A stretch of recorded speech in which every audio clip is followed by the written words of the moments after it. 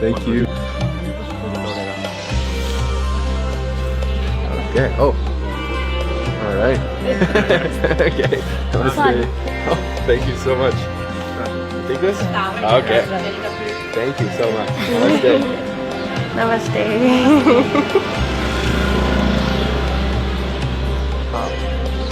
Ooh, another cool. Namaste. Namranda, I've seen the one on the head right here, but what is this one on the cheek? No, this is just like they want to welcome you, and this is the warm gesture. Okay, so is this Nawari Yes. style on the cheek like this? It's Nawari style. Okay, all right, cool. So let's go inside. All right. I'm looking more Nawari already.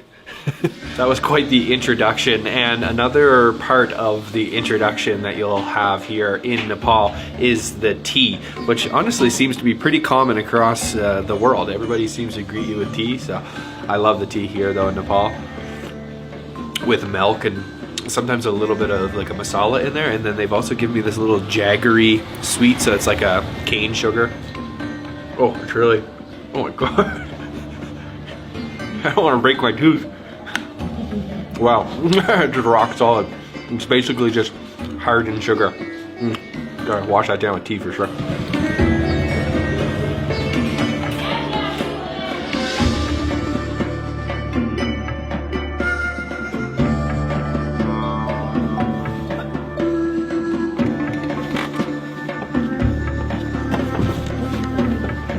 So we're in the kitchen now, and they just started a wood fire in the mud stove. And the first dish we're going to be preparing is a Nawari dessert called yo mari. There's going to be two different fillings for the yo mari. One is going to be like molasses. So she's got jaggery, she just broke down the jaggery, and then we're going to melt it into a molasses. And the second filling is a mix of a couple different things. One is a milk solid, there's some coconut, there is raisins, date, and crushed cashews. So this is a really traditional Nawari dessert, and now they're gonna make the dough, which is a rice flour dough.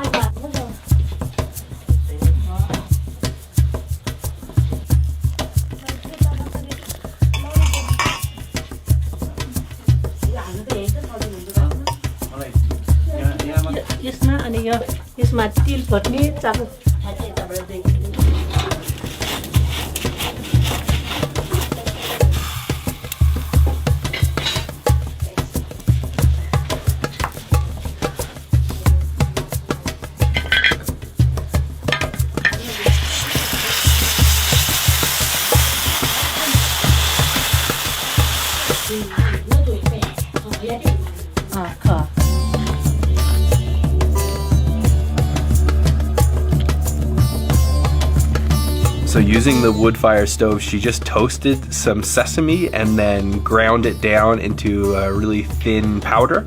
And then she melted the jaggery into a molasses and then added the toasted sesame powder into the molasses. And that is going to be the filling for the yo mari.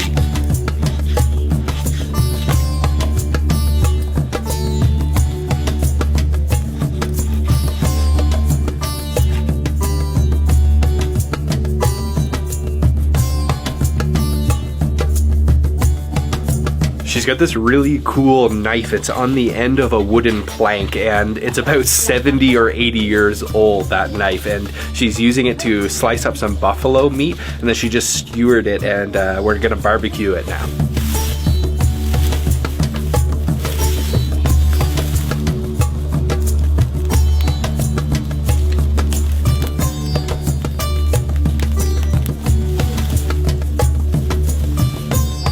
Really controlling the fire with some hay, kind of just feeding it in if the flame starts to get too low, or pulling it out if it starts to get too high, just to make sure that the buffalo doesn't get overcooked, not too burnt or anything.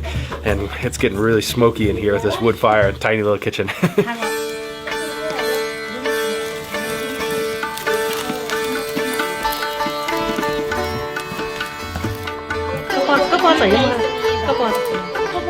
So the meat has been finished grilling, and they're just gonna add some spices a little bit later.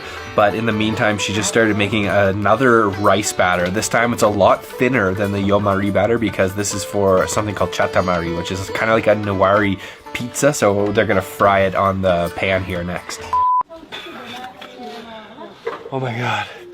Okay, now we know why people switch to using gas, because the smoke is intense. You can barely breathe in there. It is just billowing out of this kitchen, but somehow they don't seem fazed by it at all. I can barely breathe trying to film this video.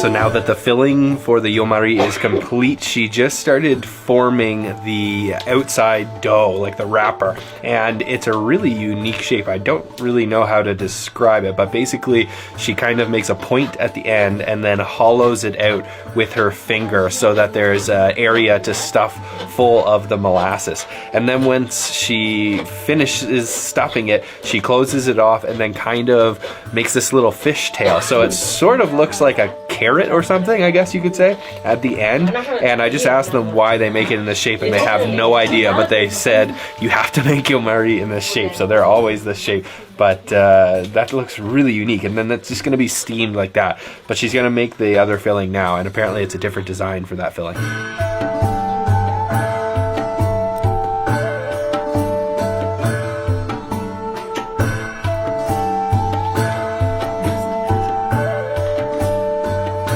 Now that all the yomari are stuffed and finished being made, now they just go into the steamer on top of that wood fire.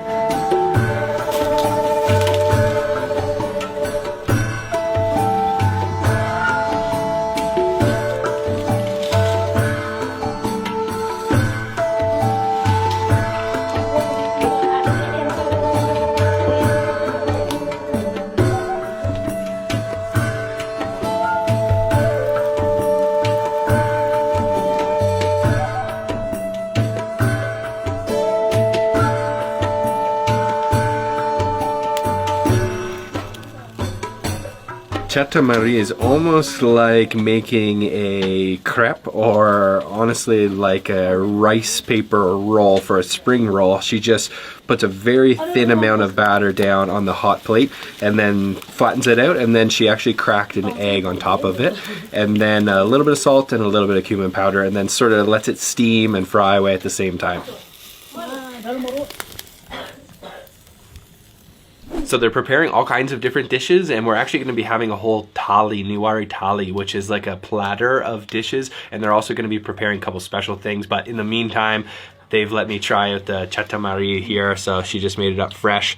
You can see there's an egg in the middle, a little bit of cumin on top. I'm actually just going to go with my fingers. So the texture of that rice flour gets really crispy and crunchy. Grab a little bit of egg there too.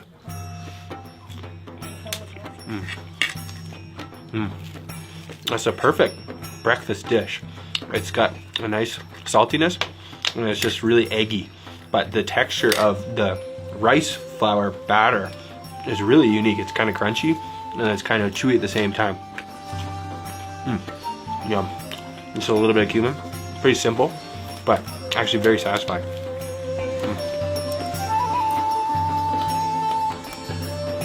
So luckily for us, as soon as we finished eating the chatamari, the yomari, the dessert finished cooking. So here is the final product. You can see this one with the flat end. That's the one with the milk solid and all that different ingredients. And then this one with the kind of fishtail is the one with molasses and sesame. And then I guess this one is the mixed one, but I think I'm gonna try the molasses version. You can see there was a little bit of a spillage, and it looks like it's going to be piping hot, so I'm going to take a small bite not to burn myself here. Whoa, look at that. That is just oozing with the sesame molasses. It's really, really sweet and slightly bitter, but it's got a nice nutty sesame flavor. The outside's almost like mochi. It kind of reminds me of mochi, actually. And that filling is intense. It's really strong. It's pretty good. It's a hearty dessert, pretty big dessert. Go for another bite. Yeah, that filling is rich to say the least. It's pretty good though.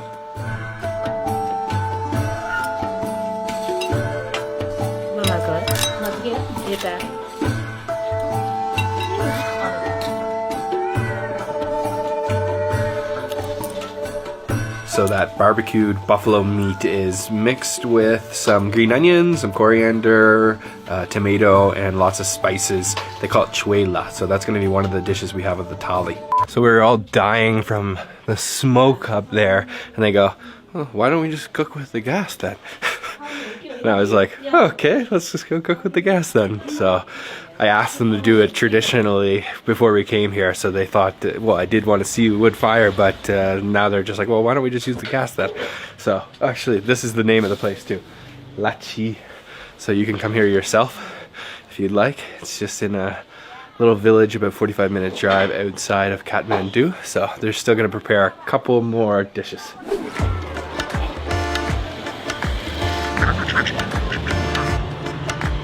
So we're just going for a little walk while the women cook some more of the dishes, and we're checking out this little village of Kokana. It's really an authentic Nepali village, Nawari village actually to be more specific, and you can see little ducks crossing the road and a couple of goats, and there's even a house back there that says it was the first house in Nepal to get electricity, apparently 80 years ago. You know, it's pretty hard to see the beauty in all of this. From a traveler or a backpacker's point of view, it is definitely a unique cultural experience to come to a place like Nepal.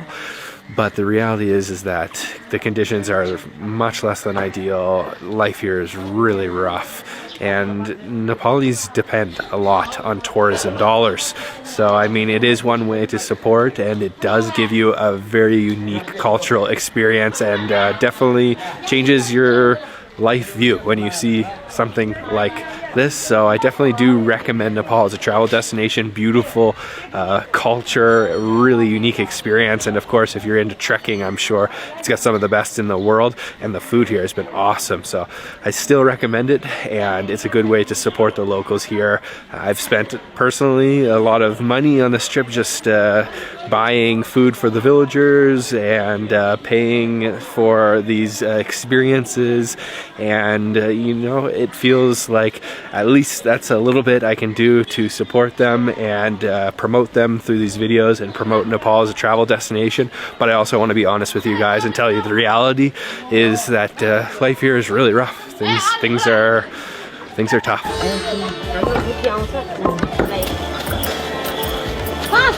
So we just came across these women who are grinding salt. So they've got like the solid chunks of salt, and they're grinding it down to like small pieces. They're using a traditional grindstone, just two rocks basically, and then a piece of wood to spin it. Very traditional.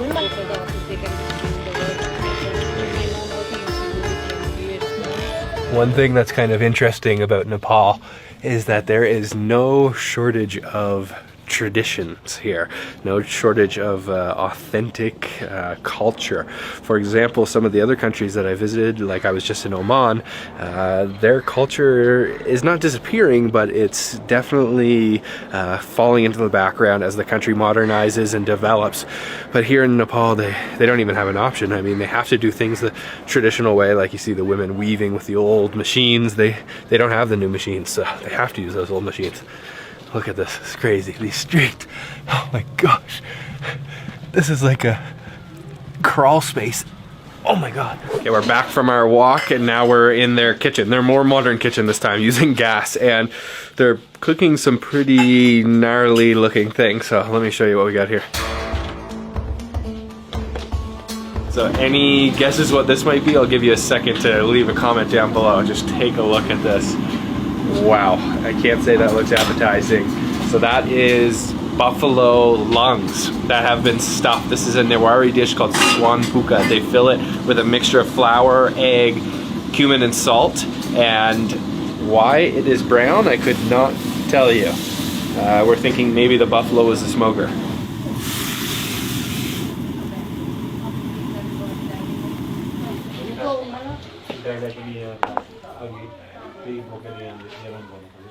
So after the lungs are stuffed, they're boiled, and she just sliced it up, and now she's frying it. Thank God. I specially requested this dish, and I'm slightly regretting it now.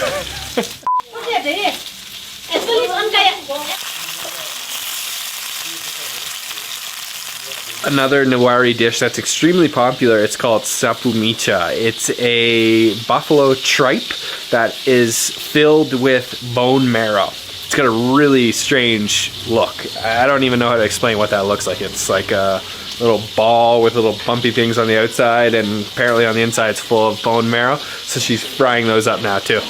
Do you like sapu micha? Is it good? Yes. Yeah? All right. What did you say it looks like? The sapu little micha? salad. Like what? Salad. Like Show me the this. picture. Snake fruit. Yeah. Or snake skin fruit, I think they call it. Snake skin fruit. Yeah. Yeah, we call it salad in Thailand. Just call it salad. Maybe it tastes like that too. I don't think so. All the other dishes that we prepared look really good. I just, I really wish I didn't personally request to have those other two dishes. They're just really traditional. But, you know, I'm not always into the crazy, exotic, extreme stuff. So let's see. Maybe it doesn't taste too bad, but, oh man. My guide says she won't even try it, so. All right, appetizer has arrived. This is the final product of the swanpuka, the fried lungs. Oh man, it's really soft actually. I thought it was gonna be crispy once she finished frying it. Okay, here goes nothing. Honestly, it doesn't look that bad.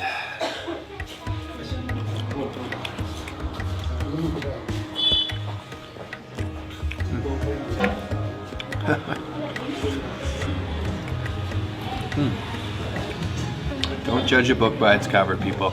It's not that bad.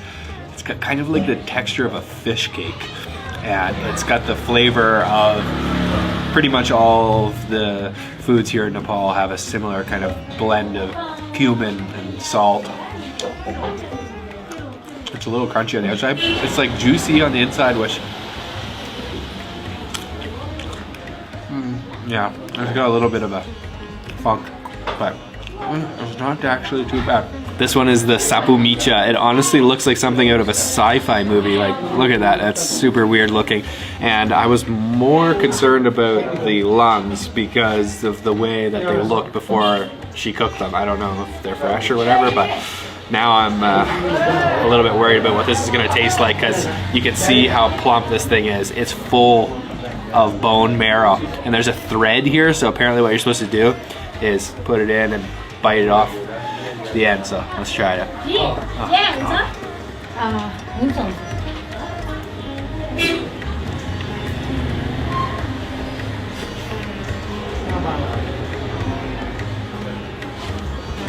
Oh my god. It's full of bone marrow. It just explodes in your mouth. Oh my gosh. Oh good, we've got some real food coming out. Okay, thank you so much. Ooh, that is full of flavor, to say the least. Actually, I don't even know what that flavor is. I think they just put salt in it, but the bone marrow, it's so oily, it just explodes. Okay, crap, I can't eat this. So thank God she's bringing me some alcohol. Okay, right up to the top is fine, please. Yep. Keep going. Keep going. That's gonna definitely help clear the flavor of that sapu micha, which has a little bit of a gamey flavor. Thank you so much. Yeah, that looks great. So this is a local Nawari alcohol. It's almost like a vodka. They call it Ella. Ella. Okay, let's try it out. Served in a clay pot here. Whew, yes, yeah.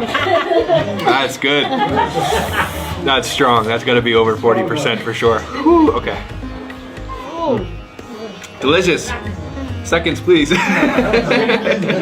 is the Nawari platter, served in the beautiful leaf plate. In the middle here, we've got the yomari. It's on top of bara, which is a fried lentil patty, and then some beaten rice on the bottom. This one's the chuela, so barbecued buffalo with the green onions and lots of mustard oil, some potatoes back here. This is sag, so spinach, some curried soybeans, achar, the pickles, some fried intestines. This is like almost like a gravy. They use the leftover meat juices and then some black soybeans here. So let's dig in. This looks amazing. All right, let me move the yomari. I'm gonna try this bara, the fried lentil patty. It's also known as wo in the Nawari language, and I'm gonna try some of this buffalo meat that we made earlier. Something that I don't understand is why do they let it get so cold before they eat it, but let's try it anyway.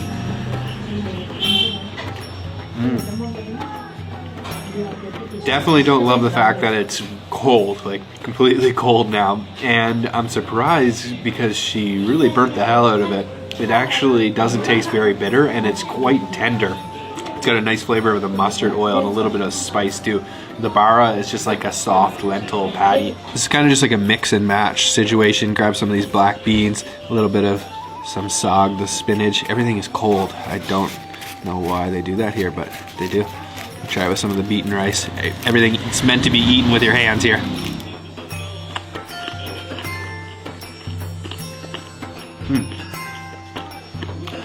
Crunchy. The beaten rice and those black soybeans are super crunchy. I think it's the sag. It has something in it. There's a really kind of fruity flavor going on there. Or maybe it's on the black soybeans, but something has a nice, fresh, fruity flavor. It's really crunchy. And a little bit kind of minty. Yeah. I don't know what that is. These achar have been one of my favorite dishes here in Nepal. It just goes really well with everything here. Nice fresh crunch, a little bit sour. And the beaten rice is really unique. Try it with an intestine. The achar is dominated by the taste of fenugreek. And then the intestine is fried to like complete crisp. The beaten rice is something I've never seen in another country before outside of Nepal. It's not completely raw, but it's not cooked either. It's just like sort of cooked rice, and then they pound it, and it makes this like really kind of unique. It's almost like cornflakes or something. It's kind of weird, but I actually kind of like the crunch. The achar are really good. Yeah, I love the achar. And we got some other alcohol here. This is the same as the other alcohol, the Ella, but this one is black Ella. They told me. I have no idea why it's black, but let's try it out. Oh, that one's like vinegar. That one's vinegar. That's not even alcohol. So that's like fermented or something. I think they make it out of rice, but whoa, that one's sour. It's pretty much vinegar. I like the other one better. It's more like vodka. It's the coldness of all the dishes that I just can't get over it. I mean, the flavors are really delicious, and actually the meat is really tender, and everything's cooked actually really well, but the fact that they serve it completely cold just kind of ruins it for me. So if I have to pick one best thing on the table, it's this. The rice vodka. I'll have a lot of this.